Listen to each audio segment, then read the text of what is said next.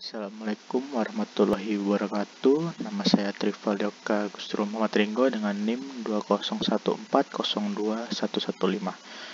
Jadi di sini saya akan menampilkan latihan apakah G1 dan G2 ini mempunyai isomorfik. Nah, jadi untuk mengetahui isomorfik ini adalah yang pertama, dia mempunyai simpul yang sama, mempunyai sisi yang sama, lalu dia mempunyai simpul dan derajat yang sama, mempunyai simpul-simpul yang sesuai, dan dapat dibuktikan dengan matriks ketetanggaan. Jadi di sini kita bisa melihat G1 itu dari cara kita menghitung simpulnya dari titik huruf-huruf ini. Jadi titik A, 1, 2, 3, 4, 5, 6. Lalu yang kedua bisa kita lihat juga G2 1, 2, 3, 4, 5, 6. Lalu dengan demikian dapat dibuktikan bahwa mereka mempunyai dua simpul yang sama, jumlah simpulnya sama. Kemudian mereka mempunyai sisi yang sama, jumlah sisi yang sama. Kita lihat sisi itu garisan ini.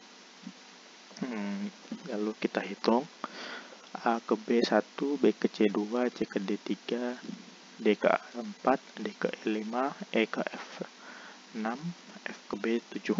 Lalu kita lihat juga di G2, P ke T1, T ke Q2, Q ke R3, R ke S4, S ke P5, S ke U6, U ke Q7. Lalu dapat dibuktikan bahwa G1 dan G2 mempunyai jumlah sisi yang sama. Lalu di sini kita bisa melihat yang ketiga mempunyai simpul dan derajat yang sama. A mempunyai derajat 2, itu kita dapat dihitung dari 1 dan 2 dari cabang. Lalu yang kedua B P3 derajat 1, 2, 3. C mempunyai 2 derajat dan seterusnya kita dapat dilihat dari yang sudah saya catat. D3 derajat, E2 derajat, F2 derajat, P2 derajat, Q3 derajat, dan seterusnya. Lalu mempunyai simpul-simpul yang sesuai, jadi seperti ketetanggaan. A mempunyai 2 tetangga, yaitu B dengan 3 derajat dan D 3 derajat juga. Lalu B mempunyai 3 tetangga, A dengan 2 derajat, F dengan 2 derajat, dan C dengan 2 derajat. Jadi cara menghitungnya adalah mempunyai 3, dihitung dari sisi, lalu setiap ujung dari sisi itu akan menemukan simpul. Nah, dan simpul itu akan lalu kita hitung berapa derajat dari simpul tersebut. Nah, itu untuk menghitung tetangga dan derajatnya. Apabila kita menghitung dengan cara saya tadi, dapat ditemukan catatan yang telah saya tulis seperti ini. Ada A dengan 2 tetangga, B 3 tetangga, dan seterusnya. Dari hasil-hasil yang telah ditemukan tersebut dapat disimpulkan kemungkinan dari korespondensi.